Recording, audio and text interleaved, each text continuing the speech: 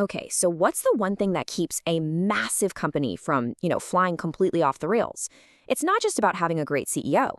It's about a system called governance. We're going to break down exactly what that means, especially for you future internal auditors, to make sure you're absolutely prepped and ready.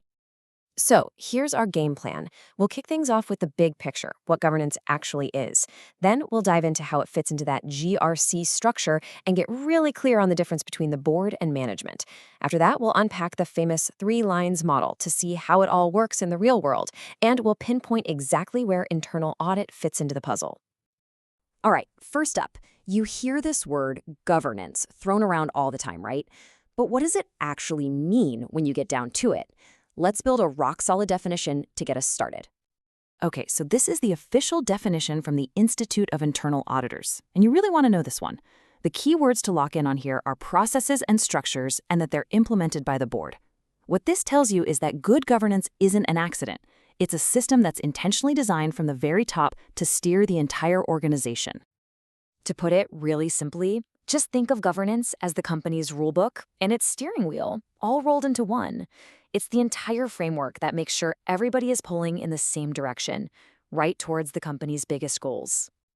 And when you dig a little deeper, governance really has 2 massive jobs. First, you've got strategic direction. That's the board deciding where the ship is headed.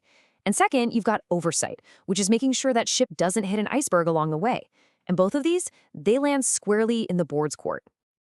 So how does all this high-level governance stuff actually connect to the daily grind of managing risk? Well, that leads us right into a really powerful structure you've got to know, GRC, which of course stands for Governance, Risk, and Control. The best way to picture this is like a set of those Russian nesting dolls. Governance is the biggest doll, the one on the outside. It sets the rules for everything.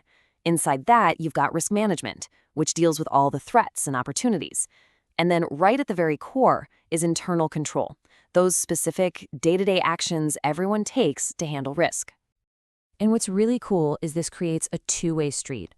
The direction, the strategy, that all flows down from the board to the front lines, but in return, accountability flows up. It starts with the teams doing the work, goes up through management, and all the way back to the board. This brings us to the key players in this whole drama. And it is so important to understand the different jobs of the board and senior management. Honestly, the easiest way to remember it, just think architects versus builders. You can see that perfect division of labor right here. The board?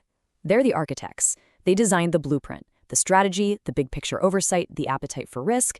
But it's management's job to actually pick up the tools and build the house, They manage the day-to-day and they answer to the board for the results. Let's just pause on that term, risk appetite, because this is absolutely crucial. The board doesn't get bogged down in every tiny little risk. Instead, they set the boundaries. They're essentially saying, look, this is how much risk we're willing to take on to achieve our goals. Do not cross this line. Management's job is to then go and innovate within those boundaries. Okay, so this all sounds great in theory, right? But how do you actually organize all of this in the real world? How do you make sure everybody knows their role? Well, that is the exact problem the IIA's 3 lines model was designed to solve. It is the go-to framework for structuring all of this. And I really want to stress, this is not just some dusty old theory you need to memorize for an exam. This is a practical map. It shows everyone in the entire organization, from the CEO all the way down to a brand new hire, exactly how they play a part in managing risk and making smart decisions. So here's how it breaks down. The first line, that's your front line. These are the operational managers and staff who own and manage risk every single day. The second line is there to support them, functions like compliance and risk management that bring in extra expertise and oversight. And then, standing apart from those first 2, you have the third line, internal audit. Their job is to provide independent assurance that the whole system actually works. Now let's really zoom in on that third line, because if you're studying internal audit, this is your world. This is the role that you're training to fill. I want you to pay very close attention to that word, independent. Seriously, this is internal audit's superpower, because it's totally separate from management's day-to-day operations. Its assessments are objective, they're credible, and they give the board and senior leadership a true, unfiltered picture of how things are really running. Think of these as the fundamental, non-negotiable rules of the game for auditors. They have to report primarily to the board, not to management. They must stay independent from the actual work they're auditing. Their advice has to be completely objective. And crucially, they have to raise a big red flag the second anything threatens that independence. This quote just puts it perfectly. Oversight is not an internal audit function. In other words, audit is like the referee. They don't play for either team. Their entire job is to assess the game from a completely independent, objective position. So, after looking at all these different roles and all these models, what's the big takeaway here? It's this. Effective governance is not one person's job or one department's job. It is a team effort. It relies on crystal clear communication and trust between every single player on the field. So look, if you're heading into an exam, these are the 5 core ideas to really lock into your brain. Governance is the master rulebook.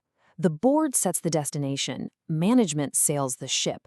The 3 lines model is the map that shows everyone their job. And internal audit, they're the independent inspector making sure the ship is actually seaworthy. And we'll leave you with one final question to really chew on, because it gets right to the very heart of the profession. How can internal audit truly be objective while being part of the exact same organization it audits? Well, the answer lies in all those structures we just talked about. Master that concept, and you are well on your way.